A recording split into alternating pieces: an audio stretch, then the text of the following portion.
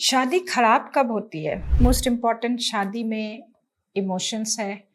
अगर आप अपने पार्टनर के लिए इमोशनली अवेलेबल नहीं हो, आप अपने पार्टनर को समझ नहीं पा रहे हो, उनका वो इमोशनल नीड फुलफिल नहीं कर पा रहे हो, तो शादी में प्रॉब्लम आती है। Sex is also important, but अगर आप इमोशनल डिपेंडेंसी को फुलफिल करते हो तो कई बारी मैंने देखा है जिन पार्टनर को ईडी का प्रॉब्लम है लेकिन उनकी वाइफ उनको छोड़ के नहीं जाते हैं, इसलिए क्योंकि वो हस्बैंड अपने वाइफ को इमोशनल नीड पूरी तरह से पूरा करते हैं। ये इसलिए हो सकता है क्योंकि मेनी टाइम्स एक वुमन का main need is emotions, but that's not the same for men, but for a woman it is emotions. It is seen that if they are emotionally fulfilled they are happy. हालांकि for a man yes the sexual need is important, और अगर वो sexual need fulfill नहीं होते तो शादी खराब हो सकती है। Then comes misunderstandings.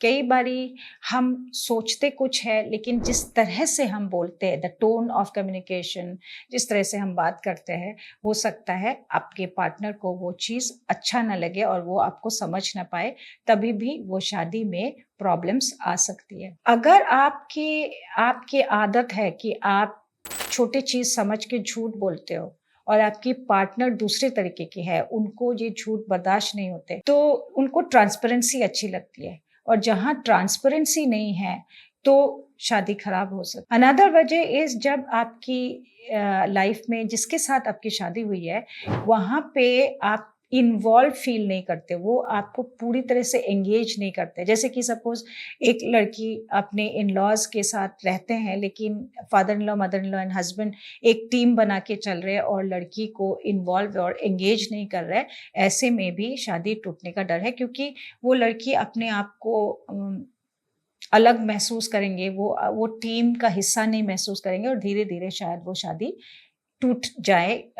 Not in reality but emotionally वो शादी टूट सकती है। If there is lack of trust, अगर आप अपने पार्टनर को रिस्पेक्ट नहीं करते हो और ट्रस्ट नहीं करते हो और ऑल द टाइम उनके ऊपर एक डाउट रखते हो, तभी भी ये शादी टूट सकते हैं। तो ये जितनी भी मैंने चीज़ें बताए हैं, इन चीज़ों को आम जिंदगी में हम अननोइंगली, अनइंटेंशनली कई बारी अपने शादीशुदा पार्टनर के साथ हम करते हैं। जैसे जब हम बाहर होते हैं तो हम बहुत सोच समझ के बोलते हैं। हम कोशिश करते हैं कि हम ऐसे चीज़ें ही करें जिससे कि हमें बाहर वाले लोग पसंद करें। Don't you think that the same attitude should be at home as well? लेकिन ऐसा नहीं है। घर में हम एक दूसरे बिहेवियर रखते हैं। हमें लगता है घर वालों के साथ हम जो मर्जी कर सके। क्यों? क्योंकि घर वाले तो अपने हैं, उनके लिए तो मैं बहुत कुछ करता हूँ या बहुत कुछ करती हूँ, तो मेरे गुस्सा उनके ऊपर चलता है।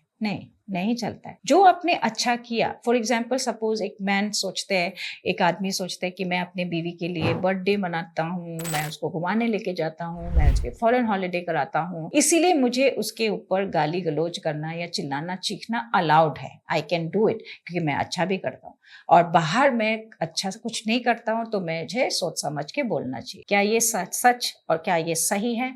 हाँ, ये सच है, लोगों के घर में ये होता है, पर ये सही नहीं है। आप ऐसे नहीं सोच सकते हो कि मैं 1 2 3 4 चीजें कर रहा हूं इसीलिए मैं अलाउड हूं गाली गलौज करना, तो आप गलत सोच रहे हो। आपने जो भी अच्छा किया, चाहे आपने बर्थडे मनाया, इंटरनेशनल हॉलिडे लेके गए, या आपने उनको सामान ला के दिया, साड़ी ला के दिया, पार्लर का खर्चा दिया, that does not allow you or does not give you the freedom to abuse your partner. No, you cannot abuse your partner. आपने अपने तरह से दिया भी है और अपने तरह से अब्यूज भी किया है, तो आप मत दो।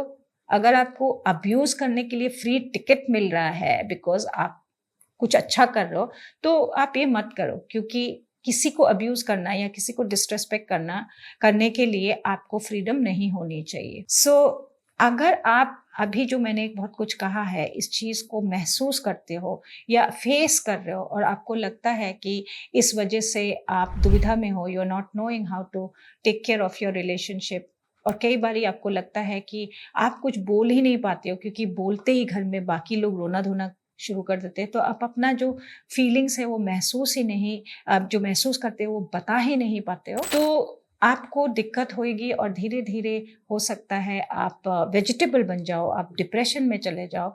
तो it is important that you do a self care. You know think about yourself, come out and get your therapy done. जैसे हम पार्लर जाते हैं अपने आप को अच्छे दिखने के लिए, अपने बाल के लिए, या एक मेन शेव करते हैं या बाल सही ढंग से रखते हैं, ग्रूमिंग करते हैं, उसी तरह से मेंटल ग्रूमिंग भी बहुत ज़रूरी है। एक इंडिविजुअल ग्रूमिंग होनी चाहिए एंड एक शादी की ग्रूमिंग भी होनी चाहिए, क्योंकि ओवर द टाइम शादी में भी जैसे एक लेयर आ सकता है, एक डर्ट जम सकता है, उस डर्ट को हटा के एक स्पार्क ऑन रखना, एक इग्निशन ऑन होना बहुत ज़रूरी है, ताकि आपके प्यार हमेशा जवान रहे, आपके रिश्ते में कभी कोई लेथार्जी नहीं आए, कोई फॉर ग्रांटेड लेवल नहीं आए, और वो हमेशा अच्छी लेवल पे चलते जाए। I wish you happy relationship, a very warm and bonded relationship, lovely relationship.